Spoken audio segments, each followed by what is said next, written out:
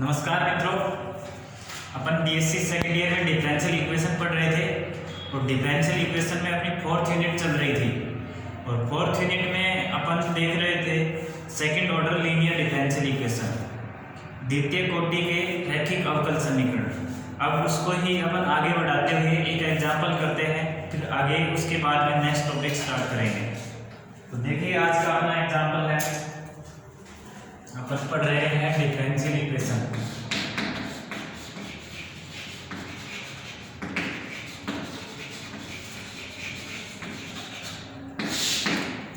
Differential equation और next example है आज का एग्जाम्पल नंबर 6। ये कह रहा है हल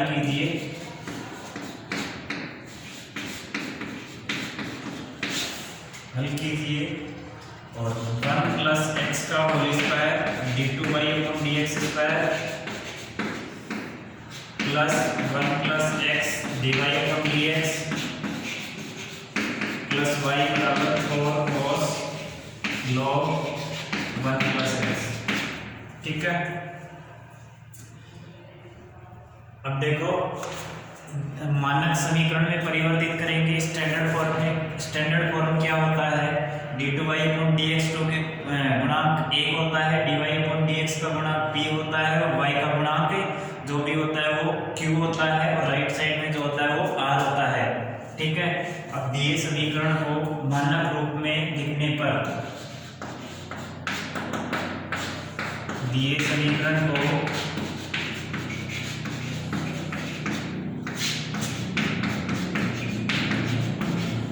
मानक रूप में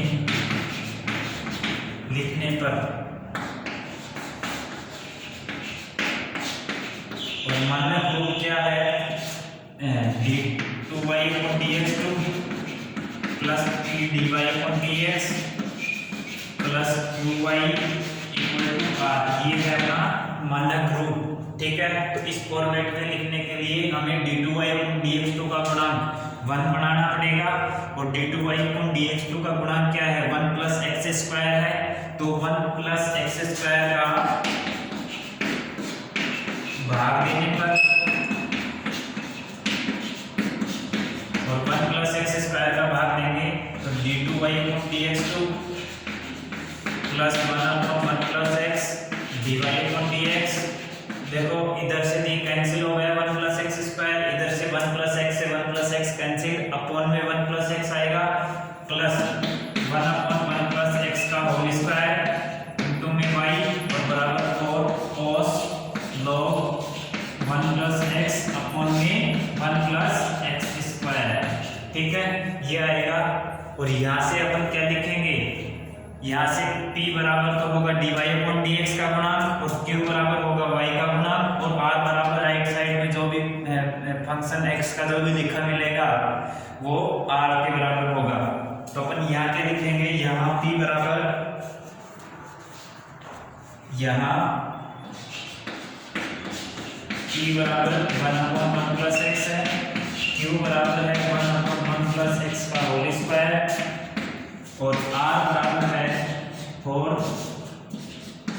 cos log 1 + x अपॉन में 1 + x का होल स्क्वायर।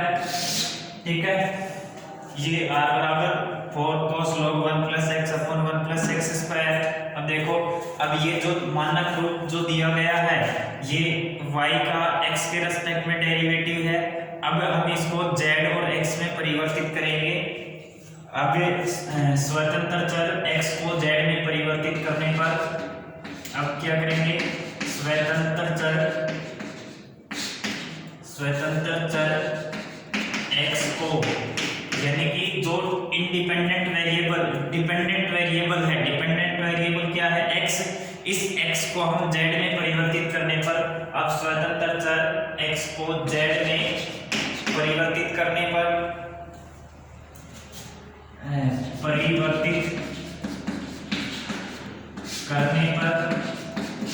और स्वतंत्र चर को z में परिवर्तित करेंगे तो वो समीकरण क्या आएगी? d2y/dz²। x की जगह सिर्फ z आ जाएगा, d2y/dz²। अपना जो स्टैंडर्ड फॉर्म मानक रूप है d2y/dx² + p dy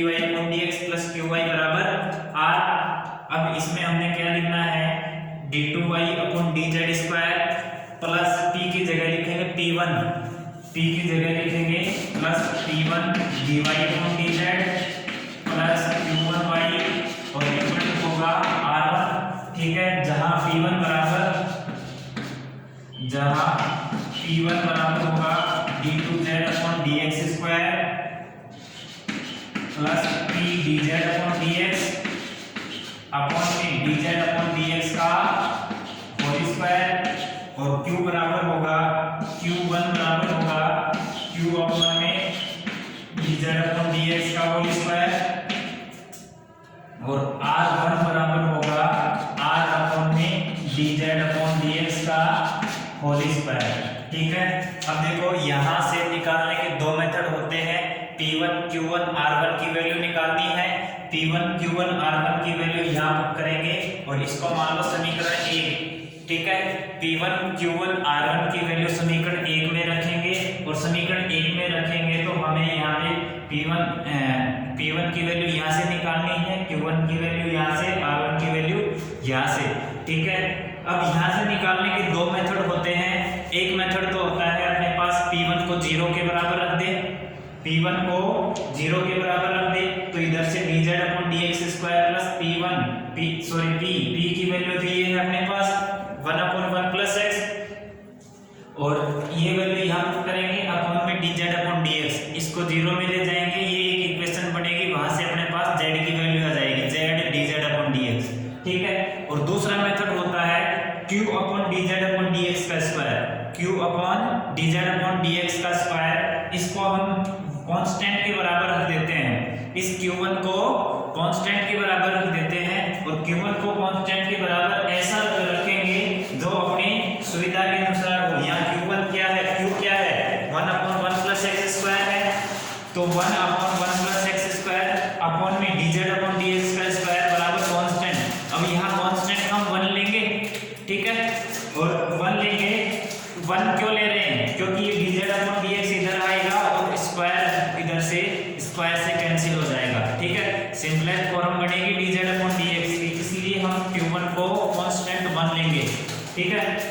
अब q1 को कांस्टेंट लेने से इधर से dz/dx की वैल्यू मिलेगी और dz/dx और d2z/dx की वैल्यू यहां पुट करेंगे तो P1 निकलेगा और इधर पुट करेंगे तो R1 निकलेगा। तो अपने पास P1 Q1 R1 तीनों की वैल्यू आ जाएगी और तीनों की वैल्यू यहां समीकरण 1 में रखेंगे तो ये z में एक इक्वेशन बनेगी, ठीक है। फिर हम इसका सॉल्यूशन करेंगे तो वो y के बराबर आ जाएगा। अब देखिए अपन ने जो बोल के बताया है उसको लिख लेते हैं।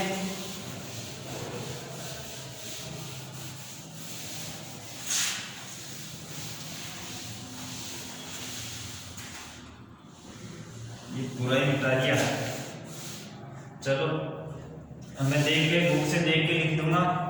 अपने को अब करना क्या है, Q1 को कांस्टेंट माना था, z का चयन इस प्रकार करेंगे कि Q1 बराबर 1 अचर हो जाए। अब z का चयन इस प्रकार करेंगे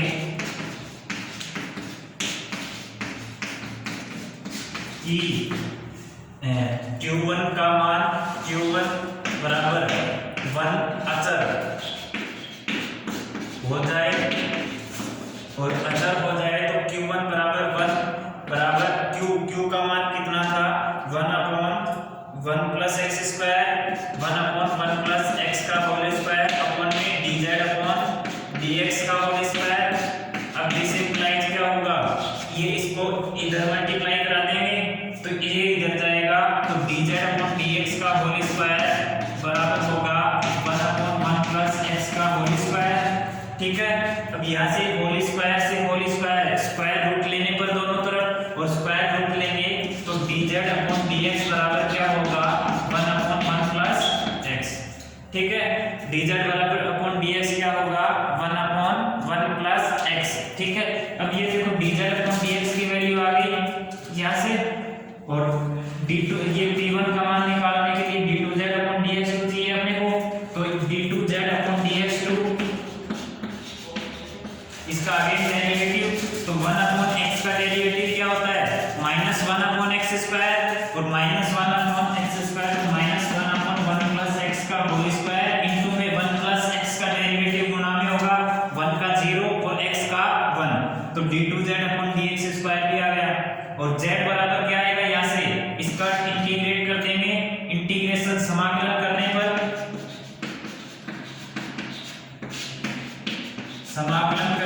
और समाकलन करेंगे तो z बराबर हो जाएगा dz बराबर 1 upon 1 plus x into dx, और समाकलन करेंगे तो z का तो हो जाएगा dz का हो जाएगा z और 1 अपॉन 1 प्लस x का log 1 प्लस x, ठीक है। तो z बराबर log 1 प्लस x। अब देखो q1 का मान तो अपने पास ये माना था और d2z अपॉन dx स्क्वायर और dz अपॉन dx ये मान यहाँ पुट करेंगे तो p1 बराबर होगा p1 बराबर d2z अपॉन dx स्क्वायर, तो माइनस का 1 अपॉन 1 प्लस x का होल स्क्वायर प्लस p का मान कितना था, p का मान था 1 अपॉन 1 प्लस x, तो 1 अपॉन 1 प्लस x इनटू में dz अपॉन dx, और dz अपॉन dx का मान है 1 अपॉन 1 प्लस x अपॉन में dz अपॉन dx का होल स्क्वायर, तो dz अपॉन dx तो 1 अपॉन 1 प्लस x है ये, तो 1 अपॉन 1 प्लस x का होल स्क्वायर, ठीक है। अब ये देखो 1 माइनस का 1 अपॉन 1 प्लस x का स्क्वायर और plus 1 upon 1 plus x 1 upon 1 plus x, तो ये 1 अपॉन 1 प्लस x का स्क्वायर बनेगा, ये प्लस का और ये माइनस का कैंसिल हो जाएगा, तो p1 बराबर 0 आएगा, ठीक है। p1 बराबर 0 और q1 बराबर 1। सिमिलरली r1 बराबर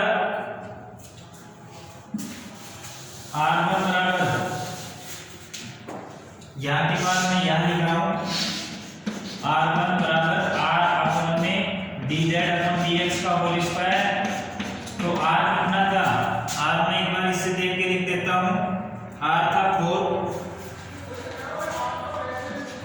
cos log 1 plus x upon में 1 प्लस x का होल स्क्वायर अपॉन में ये तो था r, ठीक है, और cos log 1 plus x upon 1 plus x का होल स्क्वायर, और dz upon dx 1 upon 1 plus x है, तो ये dz अपॉन dx का होल स्क्वायर है 1 अपॉन 1 प्लस x का होल स्क्वायर, तो ये नीचे वाले से ये नीचे वाला कैंसिल हो जाएगा, तो r1 बराबर 4 cos log 1 प्लस x, ठीक है, ये आएगा अपने पास, ठीक है। p1 ये p1 रहा, ये q1 रहा, ये r1 रहा, ठीक है। p1 q1 r1 का मान समीकरण 1 में रखने पर p1 q1 r1 का मान समीकरण 1 में रखने पर, ठीक है, समीकरण 1 में रखेंगे तो मैं ये इधर वाला मिटा देता हूं। ध्यान रखना किसके बाद में कौन सी स्टेप लिखी गई है,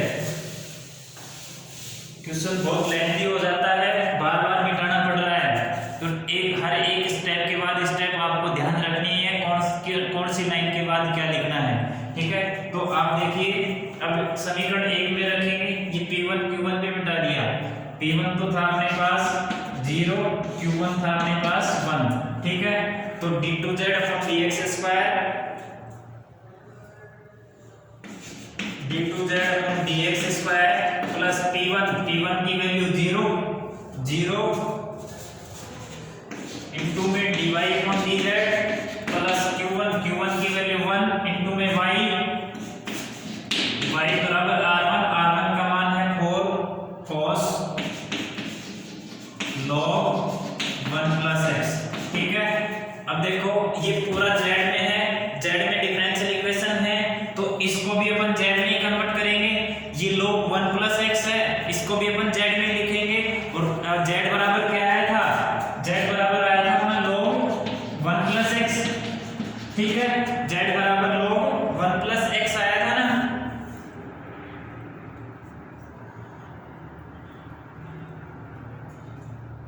हाँ, z बराबर log 1 प्लस x आया था। अब एक बार इसको सिंपलेस्ट फॉर्म में लिख लेंगे, d2y upon dz square plus ये 0 बन गया, y बराबर 4 cos z। ठीक है, अब ये देखो पीछे वाली एक्सरसाइज में फर्स्ट यूनिट में कन्वर्ट हो गया ये क्वेश्चन। फर्स्ट यूनिट क्या हमें फर्स्ट यूनिट का जो क्वेश्चन था उसमें कन्वर्ट हो गया। इसको क्या लिखते हैं, d² + 1 × y। तो d² + 1 × y बराबर 4 cos z। ठीक है, अब ऑक्सिलरी इक्वेशन सहायक समीकरण क्या कहती है, सहायक समीकरण कहती है कि d की जगह m पुट करो और राइट साइड में 0 लेके आओ और m बराबर ± आयोटा होगा। तो CF कॉम्प्लीमेंट्री फंक्शन क्या होता है, C1 जब m बराबर कॉम्प्लेक्स में रूट आए तो कॉम्प्लेक्स में रूट आए तो होता है e⁻α जब रूट आपके पास α ± आयोटा बीटा आए तो e⁻αx या z के रिस्पेक्ट में डेरिवेटिव है तो e⁻αz इनटू में c1 cos z plus c2 sin z यानी कि sin बीटा z। ठीक है, तो यहाँ क्या होगा, रियल पार्ट अपना 0 है, इमेजिनरी पार्ट 1 है, तो c1 cos z plus c2 sin z। ठीक है, और pi के लिए अपन क्या करेंगे, पर्टिकुलर इंटीग्रेशन 1/d² + 1 इनटू में 4 cos z। ठीक है, अब देखो d² की जगह क्या पुट करते हैं, d² की जगह 1 पुट करते हैं -1 यानी कि z का गुणांक cos z है तो z का गुणांक पुट करेंगे, z का गुणांक 1 है तो नेगेटिव साइन इनटू 1 का स्क्वायर -1 और ये -1 + 1 0 बन रहा है। अगर ये 0 बनता है तो अपन इस मेथड का यूज नहीं करेंगे, अगर 0 नहीं बनता है तो सीधा सिंपल लिख देंगे 1/fd इनटू में qx जो भी आएगा वो। लेकिन यहाँ 0 बन रहा है तो सिर्फ दूसरा फॉर्मूला लगाएंगे, दूसरा फॉर्मूला, और दूसरा फॉर्मूला क्या होता है 1/d² + a² का की पावर r इनटू में cos ax। तो इसका फॉर्मूला होता है x की power r factorial r into x की power r factorial r into में cos ax। ठीक है, नहीं cos का होता है sin ax। ठीक है, तो यहाँ देखो ये 0 बन रहा है तो यहाँ से लिखेंगे तो 4 तो एच इट इज पावर 1 है तो z फैक्टोरियल 1 इनटू में cos का होगा sin z तो हो जाएगा 4z sin z। ठीक है, CF आ गया, PI आ गया और CF + PI लिखेंगे, CF + PI तो अपना सॉल्यूशन होगा y बराबर सॉल्यूशन अभिष्ट हल क्या होगा, y बराबर CF + PI यानी कि complementary function plus particular integration. मैं इधर मिटा देता हूं,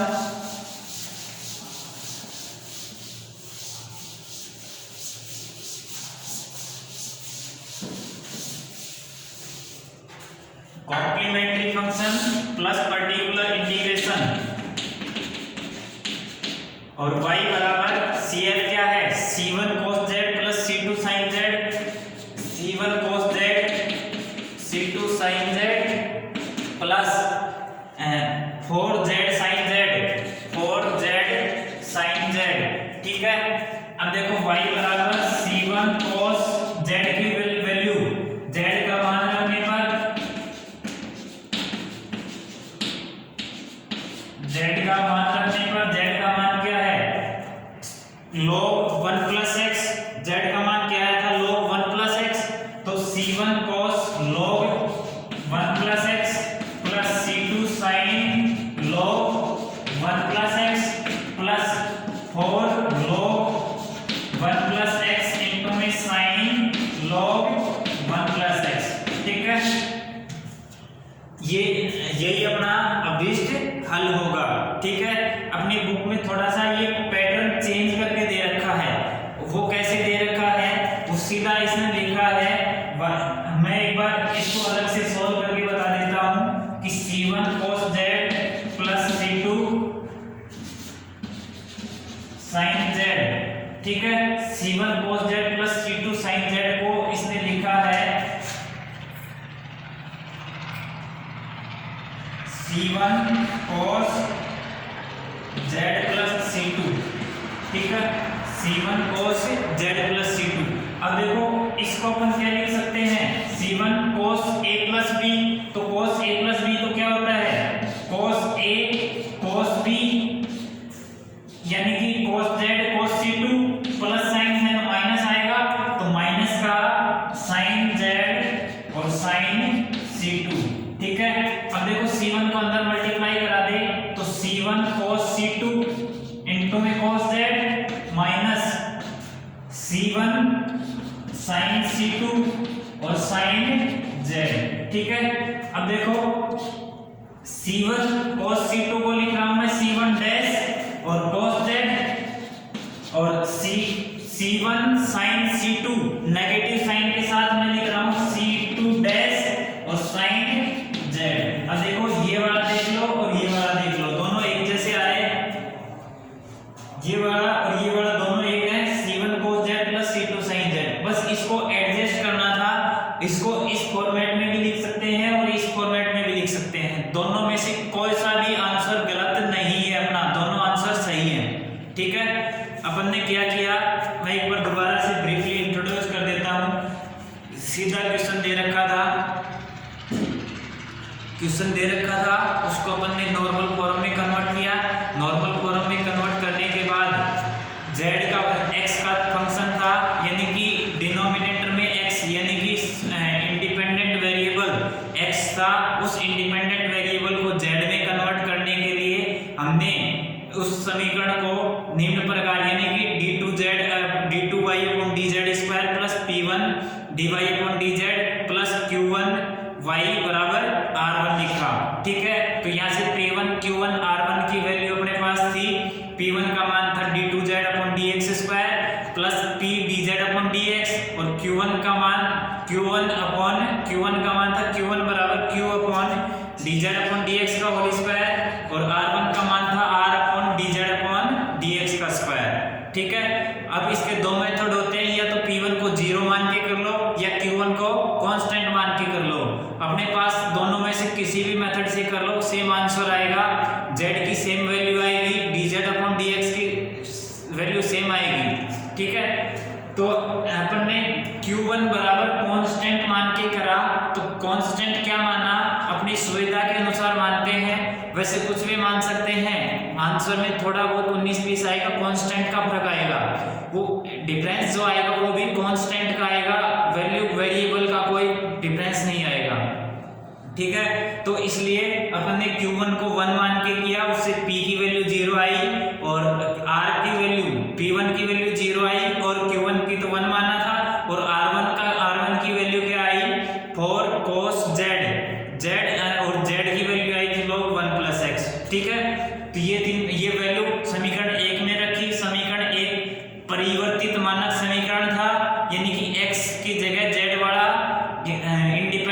इंडिपेंडेंट वेरिएबल z में डिफरेंशियल इक्वेशन थी, उसमें वैल्यू पुट करने के बाद ये अपने पास समीकरण आई थी, इसको हल किया CF PI से और CF निकाला PI निकाला, अपना हल क्या होगा CF प्लस PI, ठीक है।